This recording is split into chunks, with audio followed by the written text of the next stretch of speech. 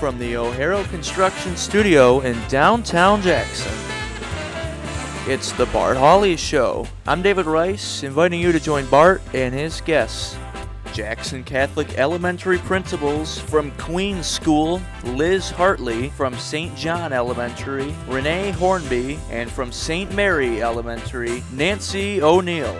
From Asthma Allergy Centers, allergist and immunologist Dr. Giri Dandamoody. From Jackson Habitat for Humanity, Executive Director Sheila Everts. From Ella Sharp Museum Membership and Volunteer Coordinator Mara Kerr-McKay with local artist Carol Kent. And from Marshall Motors, Frank Murdoch and Gary Wonders.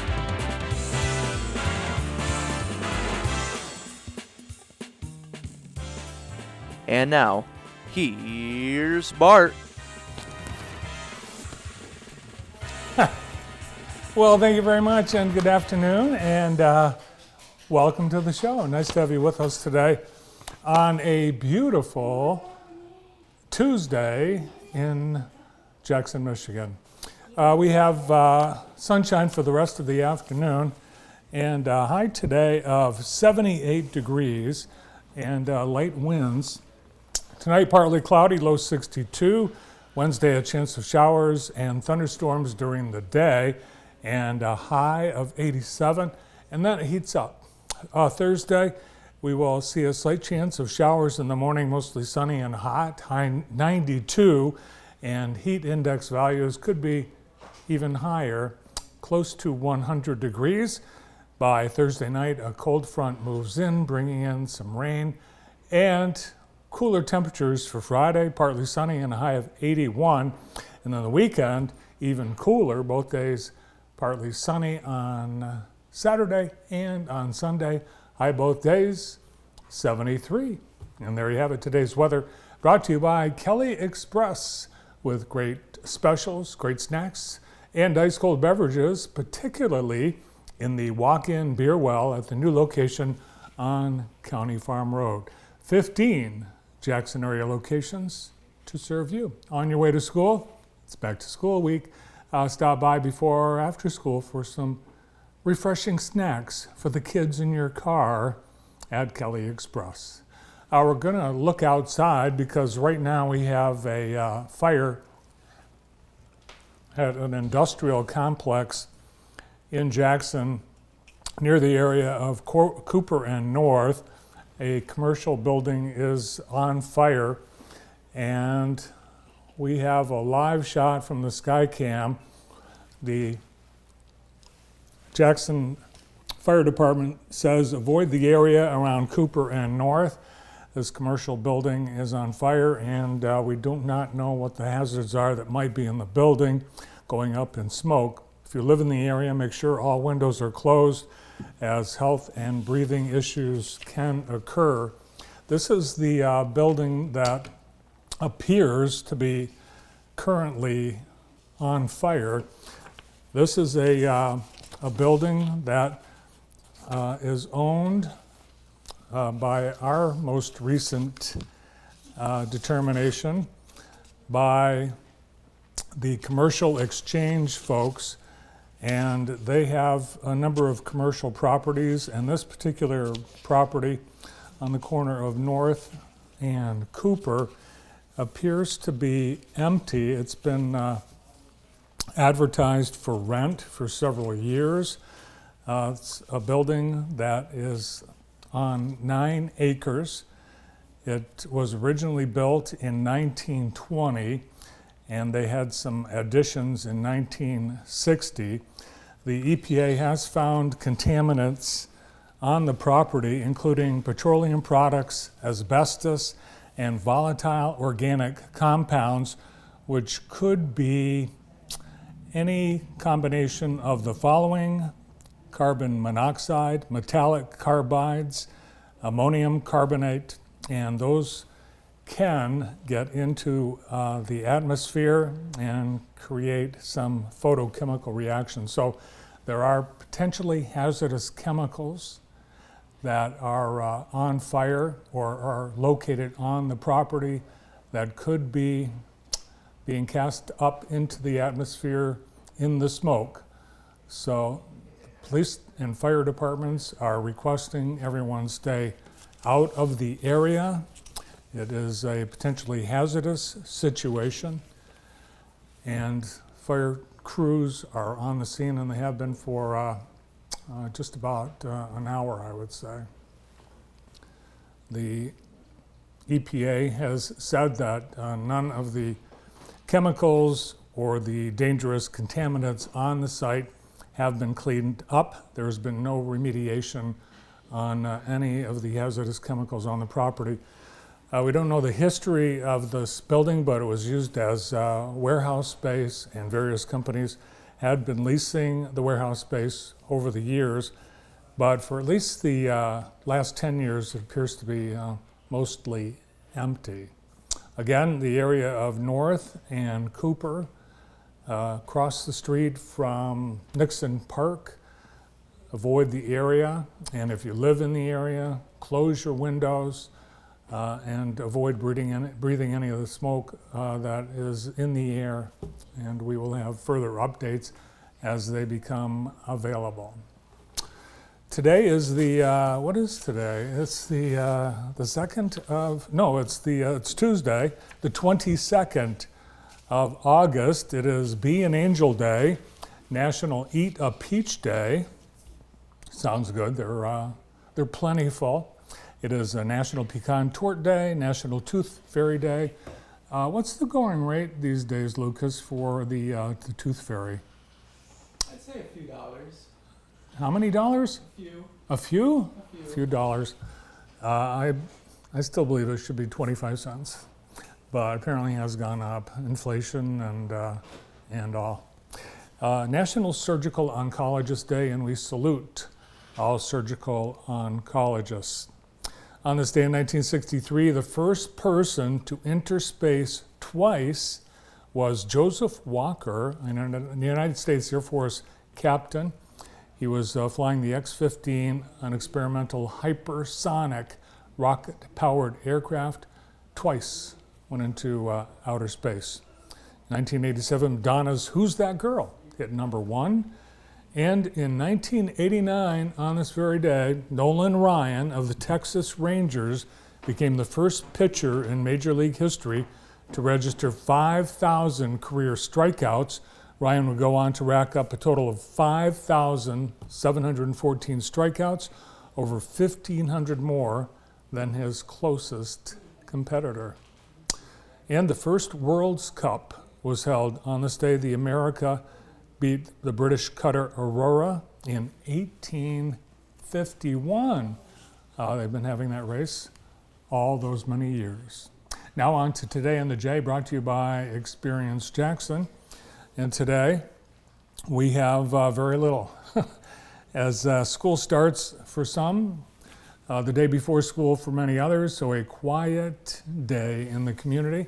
The Michigan Theater will be handing out free popcorn today from 5 till 7 p.m. All you have to do is pull up on Mechanic Street, and the staff and volunteers of the Michigan Theater will be there handing out free popcorn. No questions asked. While they continue their renovation, the theater is closed. And if you'd like, you can also make a contribution to the capital campaign. They're about 80% toward their goal of about $6 million for all the restoration work that they have underway. And there we have it, Today in the J, brought to you by Experience Jackson. Over the weekend, we had some community events. Community Care Day held Saturday by a couple of our Lutheran churches. We had Trinity Methodist, no, what is it? Trinity Lutheran, I'm sorry, Lutherans.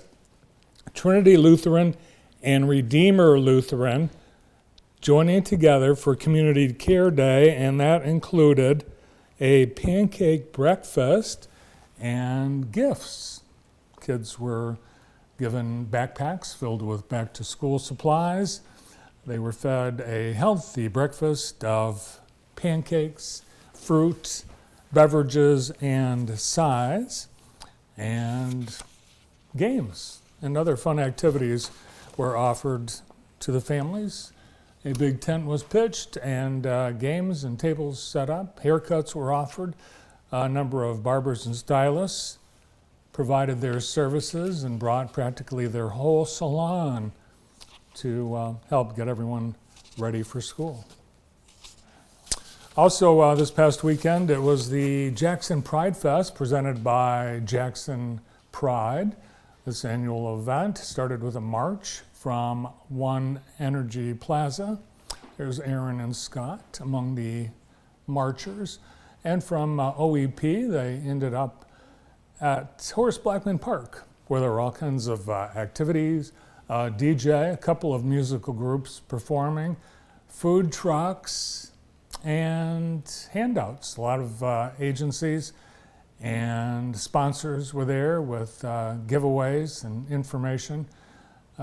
Great food and drink, wonderful time had by all on a beautiful Saturday afternoon. Thanks to Jackson Pride for all the work in putting this on, and sponsors including Henry Ford Health, Consumers Energy, and JTV. Sunday, it was the latest ORS Race Series Heart of a Lion, a benefit for Special Olympics, and hundreds turned out at Ellisharp Park for this annual 5K run and walk. Walkers and runners had the opportunity to take a shortcut should they desire. A number of Special Olympics athletes were on hand as well, including those that ran with the torch to get things started. More photos of the runners and walkers can be found online at jtv.tv. Thanks to JTV's Sarah Scaife and Jeff Steers for all the photos from these events. Last night, Concord Schools held their back-to-school open house. I believe this is the first time that they've done this, and it was a huge success. Families of Concord Community Schools attended to enjoy fresh food. Salads and other food items were prepared by the Concord food staff using produce, fresh produce from area farmers. The school district has 3 or 4 farmers in the community that provides fresh produce all throughout the year, and the farmers were on hand to display some of the great produce that goes into the meals at Concord schools, including fresh fruits. There were peaches and apples, tomatoes, carrots, and so much more. Students got to meet members of the staff as they are getting ready to welcome back students tomorrow. And they unveiled their new playground as part of the bond issue. They had a ribbon cutting for the brand new playground that is between the elementary school and the middle and high school. And according to Jeff Steers, it's beautiful, and the community already enjoying it. What a great way for a school district to welcome students back to school and get the school year off to a great start. A number of various schools holding these events yesterday and today, including Western schools that held their event this morning, and we've got photos on our website at jtv.tv. What do we have a picture of, Lucas? American One. American One? American One, oh yes, new announcement today from American One today. American One Credit Union and Jackson County Parks Department announcing the naming of this building, formerly known as the Rollatorium and then the American One Event Center. It is now being called the Jackson County American One Community Recreation Center. The American One Community Recreation Center will be thus named for the next 20 years thanks to a $500,000 gift from American One Credit Union for naming rights. The funds will allow the Jackson County Parks Department to improve the old Fair Event Center and transition the building into community space. Martha Furstenau, President and CEO of American One, says, "Investing in our community is important to us. When the Parks Department presented us with this plan to revitalize the building, we agreed it was the perfect opportunity to reinvest in the historic building." First built in 1918, the building, owned by the county, originally known as the Jackson County Auditorium, has been a town staple for social events, live shows, sporting events, roller skating, and so much more. And its extensive history spanning over 100 years. American One Credit Union, no stranger to Jackson County Parks or Keeley Park. They became involved with the Jackson County Fair Event Center in 2008. That was this building, which they named, and then they pledged $4 million 5 years ago for the naming rights to the new American One Event Center, which is now a shining example of community and corporate cooperation at Keeley Park. So thanks to American One Credit Union for their contributions to the community, most recently with this. I know a number of the improvements they plan to make, renovating the bathrooms, and also converting the surface so that they can use the facility for recreation during the winter, particularly pickleball. A plan is to outfit the space with pickleball courts for some of the winter use.